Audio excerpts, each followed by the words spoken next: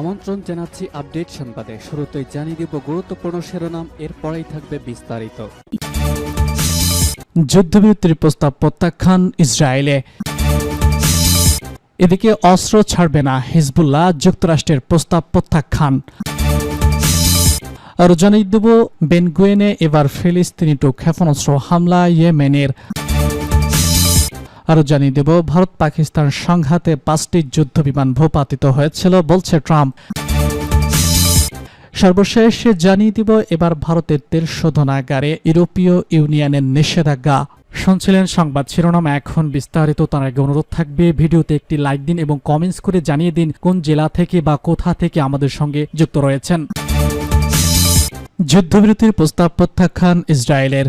ফিলিস্তিনের স্বাধীনতাকামী গোষ্ঠী হামাস জানিয়েছে তারা সব জিম্মি মুক্তির শর্তে যে যুদ্ধবিরতির প্রস্তাব দিয়েছিল তা নাকচ করেছে ইসরায়েল। হামাসের সামরিক শাখা কাসেম ব্রিগেডের মুখপাত্র আবু উবায়দা বলেছেন, কোনো চুক্তি না হলে তারা দীর্ঘ সময় ধরে যুদ্ধ চালিয়ে যাবে। বৃহস্পতিবার প্রকাশিত 20 মিনিটের এক ভিডিও বার্তায় উবায়দা বলেছেন, ইসরায়েলি সরকার বন্দীদের বিষয়ে আন্তরিক নয়, কারণ তারা সবাই সেনা সদস্য।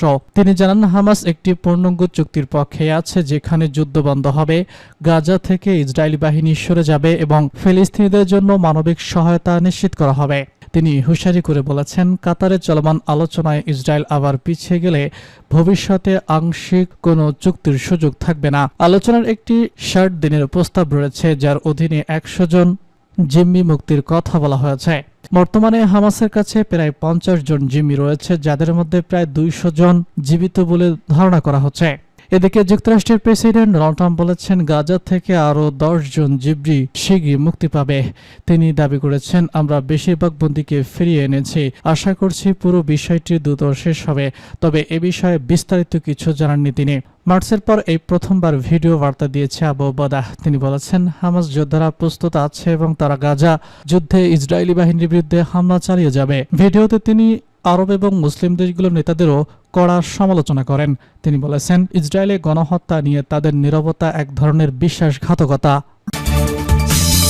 অস্ত্র ছাড়বে না হিজবুল্লাহ, যুক্তরাষ্ট্রের প্রস্তাব প্রত্যাখ্যান। Hezbollah deputy secretary general Sheikh Naim Qassem স্পষ্ট ভাষায় জানিয়ে দিয়েছেন, ইসরায়েলের বিরুদ্ধে প্রতিশোধ বজায় রাখতে সংগঠনটির অস্ত্র পরিহার্য এবং তারা তা ছাড়ার কোনো প্রশ্নই ওঠে না। যুক্তরাষ্ট্রের মধ্যস্থতায় লেবানন ইসরায়েল উত্তেজনা নিরসনে আনা প্রস্তাব প্রত্যাখ্যান করে তিনি বলেন, আমরা আত্মসমর্পণ করব না এবং ইসরায়েল আমাদের অস্ত্র সেরে যেতে পারবে না। এক ভিডিও বার্তায় কাসেম বলেছেন, অস্ত্র ছাড়া প্রতিরোধ সম্ভব নয়। হিজবুল্লাহর অস্ত্র লেবাননের নিরপেক্ষতার জন্য অপরিহার্য, বিশেষ করে যখন দেশটি স্থিতিগত হুমকির মুখে রয়েছে। এই সম্ভাব্য ওয়াশিংটনের কূটনৈতিক প্রচেষ্টায় বড় ধাক্কা হিসেবে দেখা হচ্ছে। মার্কিন বিশেষ দূত থমাস রেভেক, তিনি বর্তমানে তুরস্কের রাষ্ট্রদূত এবং সিরিয়া বিষয়ক বিশেষ দূত হিসেবে দায়িত্ব পালন করছেন। সম্প্রতি লিবাননের সঙ্গে ইসরায়েলের একটি সমঝোতার প্রস্তাব দেন। প্রস্তাবে হিজবুল্লাহর নিরস্ত্রীকরণ একটি মূল শর্ত হিসেবে উল্লেখ ছিল। বিষয়ে লেবাননের নবনিযুক্ত প্রধানমন্ত্রী গফ সালাম বলেছেন, হিজবুল্লাহ 2000 সালে দক্ষিণ লিবাননকে ইসরায়েলি দখল থেকে মুক্ত করে বড় ভূমি রেখেছে, তবে এখনও অস্ত্র রাষ্ট্রীয় নিয়ন্ত্রণে থাকা উচিত। তিনি আরও বলেছেন, যুক্তরাষ্ট্রের প্রস্তাবকে সম্ভাব্য সুযোগ হিসেবে দেখা যেতে পারে যা ইসরায়েলকে পিছু হটাতে বাধ্য করতে পারে। তবে কাসেম তার পাল্টা বক্তব্যে জানান, বর্তমান লেবানন এবং স্থগিত হুমকির মুখে রয়েছে। এই হুমকি দূর না হওয়া পর্যন্ত কোনো প্রতিরক্ষা কৌশল নিয়ে আলোচনা সম্ভব নয়। তিনি আরও অভিযোগ করে বলেছেন, লিবাননের সেনাবাহিনী 1948 সালে ইসরায়েলের প্রতিষ্ঠার পর থেকে রোববার ইসরায়েলি আগ্রাসন প্রতিরোধে ব্যর্থ হয়েছে। এ কারণে হিজবুল্লাহর অস্তিত্ব লিবানন নিরাপত্তার জন্য জরুরি। বেনগুয়েন এবার ফিলিস্তিনি 2 ক্ষেপণাস্ত্র হামলা ইয়েমেনের। ইয়েমেনের বেনগুয়েন বিমানবন্দরে ক্ষেপণাস্ত্র হামলা চালিয়েছে ইয়েমেনের সেনাবাহিনী। তারা জানিয়েছে, হাইপারসনিক ফিলিস্তিনি 2 ক্ষেপণাস্ত্র দিয়ে ইসরায়েলের বেনগুয়েন বিমানবন্দরে সফলভাবে লক্ষ্যবস্তুতে আঘাত করেছে, যার ফলে বহু মানুষকে সরিয়ে নেওয়া হয়েছে এবং বিমান চলাচল বন্ধ করা হয়েছে। শনিবার এক প্রতিবেদনে এসব তথ্য জানিয়েছে বার্তা সংস্থা মেহের। ইয়েমেনের সশস্ত্র বাহিনী এক বিবৃতিতে তেল আবিবের কাছে দখলকৃত লস এলাকায় অবস্থিত বেনগুয়েন বিমানবন্দরে হাইপারসনিক ব্লাস্টিক ক্ষেপণাস্ত্র হামলার মাধ্যমে একটি বড় সামরিক অভিযানের ঘোষণা দিয়েছে।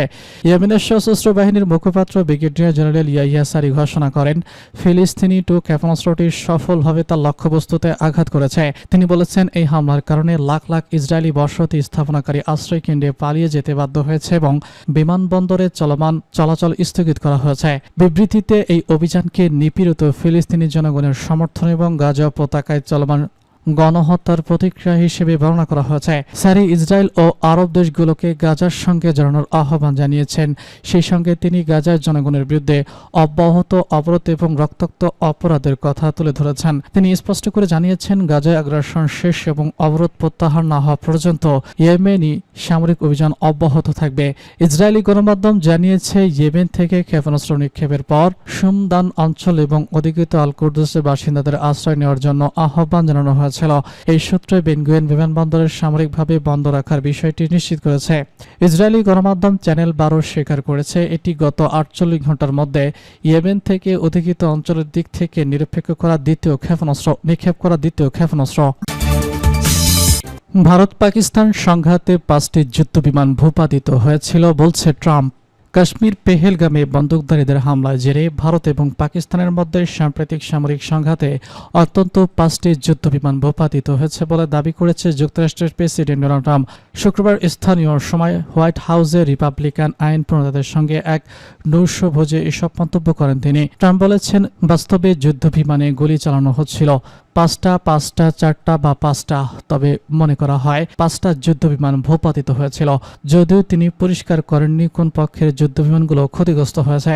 এর আগে যুদ্ধবিমান দাবি করেছিল এই সংঘাতে তারা তাদের রাফায়েল সহ 5টি যুদ্ধবিমান ভূপাতিত করেছে। ভারতে কিছু বিমান হারানোর কথা স্বীকার করলেও সুনির্দিষ্ট সংখ্যা প্রকাশ করেনি। ভারতের চিফ অব স্টাফ জেনারেল হেলি চৌহান গত 31 মে এক সাক্ষাৎকারে বলেছেন, আমাদের পক্ষ থেকে কিছু কৌশলগত ভুল হয়েছিল, তবে আমরা দ্রুত তার সংশোধনের ফলে সফলভাবে অভিযান চালিয়েছি। আমাদের যুদ্ধবিমানগুলো নির্ভুলভাবে দূরপাল্লার লক্ষ্যবস্তুতে আঘাত এনেছে। এছাড়া ভারতের পক্ষ থেকেও দাবি করা হয়েছিল পাকিস্তানের কয়েকটি যুদ্ধবিমান ভূপাতিত করা হয়, তবে ইসলামাবাদ যে দাবি স্বীকার করে, পাকিস্তান শুধু স্বীকার করেছে ভারত তাদের একটি যুদ্ধবিমান ঘাঁটিতে হামলা চালিয়ে কিছু ক্ষয়ক্ষতি করেছে। ভারতের তেল শোধনাগারের ওপর ইউরোপীয় ইউনিয়নের নিষেধাজ্ঞা। রাশিয়া ইউক্রেন যুদ্ধের জেরে ভারতের দ্বিতীয় বৃহত্তম তেল শোধনাগার প্রতিষ্ঠান ভেদিনার ওয়েল রিফাইনারির উপর নিষেধাজ্ঞা জারি করেছে ইউরোপীয় ইউনিয়ন। শুক্রবার এক্স পূর্বে টুইটারে এক পোস্টে ইউরোপীয় ইউনিয়নের পররাষ্ট্র বিষয়ক প্রধান কাজা কালাস এই তথ্য নিশ্চিত করেছেন। তিনি বলেছেন, আমরা ক্রেমলিনের যুদ্ধ বাজেটের মূল ভিত্তিতে আঘাত আনতে চাই, সেই লক্ষ্যে এই সিদ্ধান্ত নেওয়া হয়েছে। রাশিয়া ইউক্রেন যুদ্ধ নিয়ে আমাদের অবস্থান পরিষ্কার এবং দৃঢ়। গুজরাটের ভেনিদার শহরে অবস্থিত এই শোধনাগারটি 1996 সালে গঠিত হয় ভারতীয় কোম্পানি নারা এজেন্সি লিমিটেড ও রাশিয়ার রাষ্ট্রায়ত্ত কোম্পানি রোসকফের যৌথ উদ্যোগে। বর্তমানে রোসফোর্ট এই শোধনাগারে 39.13% শোধনাগারের মালিক। শুধু ভেনিনায় নয়, রাশিয়া ভারত তেল বাণিজ্য অব্যাহত পতাকা নিবন্ধন বা ফলক রেজিস্ট্রেশন ব্যবস্থার উপর নিষেধাজ্ঞা আরোপ করেছে ইউরোপীয় ইউনিয়ন। এই নিষেধাজ্ঞার ফলে ভারতীয় পতাকাবাহী কোনো জাহাজ এখন থেকে রাশিয়ায় তেল পরিবহন করতে পারবে না। 2022 সালের ফেব্রুয়ারিতে ইউক্রেন রাশিয়ার হামলার পর যুক্তরাষ্ট্র এবং ইউরোপীয় ইউনিয়ন রুশ তেলের উপর একাধিক নিষেধাজ্ঞা আরোপ করে। একসময় রাশিয়ার প্রধান তেল ক্রেতা ছিল এই দুই অঞ্চল, তবে এরপর থেকে রাশিয়া তেলের সবচেয়ে বড় ক্রেতা হয়ে উঠেছে চীন ও ভারত। বিশ্লেষকরা বলছেন, যুদ্ধ শুরু হওয়ার পর নিষেধাজ্ঞার আওতায় না থেকে ভারত রুশ তেল আমদানির পরিমাণ উল্লেখযোগ্যভাবে বাড়িয়েছে। উল্লেখ্য, রাশিয়া ইউক্রেন যুদ্ধ ইস্যুতে এই প্রথম কোনো ভারতীয় বিমানের উপর বা প্রতিষ্ঠানের উপর নিষেধাজ্ঞা জারি করল ইউরোপীয় ইউনিয়ন।